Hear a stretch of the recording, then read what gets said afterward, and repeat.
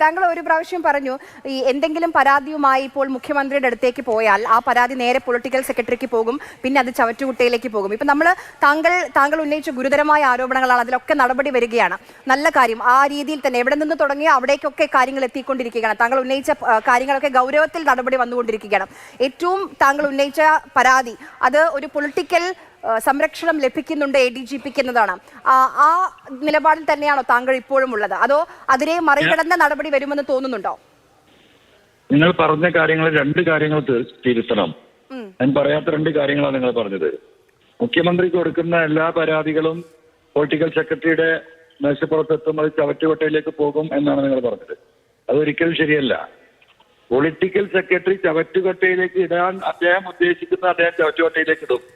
അത് ഈ പോലീസിനെ കുറിച്ചുള്ള പരാതികളാണ്. ആ പരാതികളിൽ ഒരു തീരുമാനം ഉണ്ടാവാറില്ല. അദ്ദേഹം എടുത്ത പൊളിറ്റിക്കൽ ഡിസിഷന്റെ ഭാഗമായിട്ടാണ് ഈ പാർട്ടിക്ക് ഇത്ര വലിയ പോലീസിംഗിന്റെ ക്ഷീണം വന്നത്. ഈ ഗവൺമെന്റിന്റെ പ്രതിച്ഛായ മോശമാക്കിയത് ഈ പൊളിറ്റിക്കൽ സെക്രട്ടറിയുടെ ഇടപെടൽ ശരിയല്ലാത്തത് കൊണ്ടാണ്. അദ്ദേഹത്തിനെ പാർട്ടി ഏൽപ്പിച്ച ഉത്തരവാദിത്തമാണത്. ആ ഉത്തരവാദിത്തത്തിൽ അദ്ദേഹം പരാജയമാണ് എന്നാണ് ഞാൻ പറഞ്ഞത്. അതിലൊരു മാറ്റവും. അദ്ദേഹം പരാജയം തന്നെയാണ് ആ കാര്യത്തിൽ. പാർട്ടിയെയും ഗവൺമെന്റിനെയും ഈ പോലീസിന്റെ വേണ്ടാത്തരത്തിൽ നിന്ന് സംരക്ഷിച്ച് നിർത്തി കേരളത്തിലെ ജനങ്ങൾക്കും പാർട്ടിയുടെ സാധാ പ്രവർത്തകർക്കും നീതി ലഭ്യമാക്കാൻ അദ്ദേഹത്തിന്റെ ഭാഗത്തു നിന്നുണ്ടായ ഇടപെടൽ പരാജയമായിരുന്നു. പാർട്ടിക്ക് അതിൽ ക്ഷീണമുണ്ടായിട്ടുണ്ട്. സാധാ പ്രവർത്തകർക്ക് ക്ഷീണമുണ്ടായിട്ടുണ്ട്. പാർട്ടിയിൽ നിന്ന് ഒരുപാട് അനുഭാവികൾ വിട്ടുനിൽക്കുന്നുണ്ട്.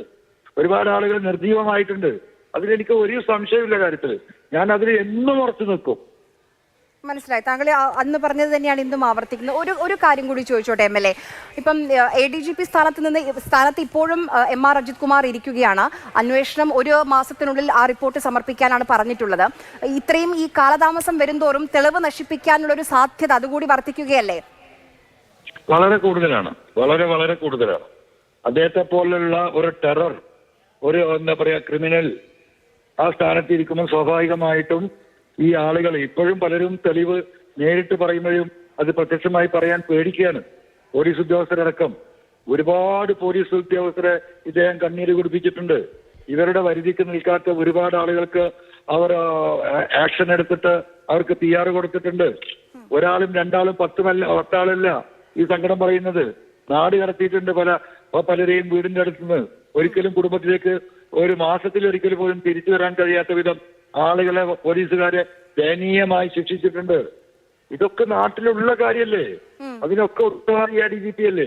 ഇതെന്താ പൊളിറ്റിക്കൽ സെക്രട്ടറി കാണാതെ പോകുന്നത്? എത്രയോ പരാതികൾ അദ്ദേഹത്തിന് ഇതുമായി ലഭിച്ചിട്ടുണ്ടല്ലോ. അതെന്താ പുള്ളി അനലൈസ് ചെയ്യാത്തത്? അവിടെയാണ് പ്രശ്നം. ഇതെല്ലാം കൂടി ബഹുമാനപ്പെട്ട ഈ വകുപ്പിന്റെ 29 വകുപ്പ് ഭരിക്കുന്ന ഒരു മുഖ്യമന്ത്രിയുടെ തലയിലിട്ടിട്ട് അദ്ദേഹത്തെ കരിവാരി തേക്കാനാണ് നിങ്ങളെ പോലെയുള്ളവർ ശ്രമിക്കുന്നത്. അതിനെയാണ് ഞാൻ പ്രതിരോധിക്കുന്നത്.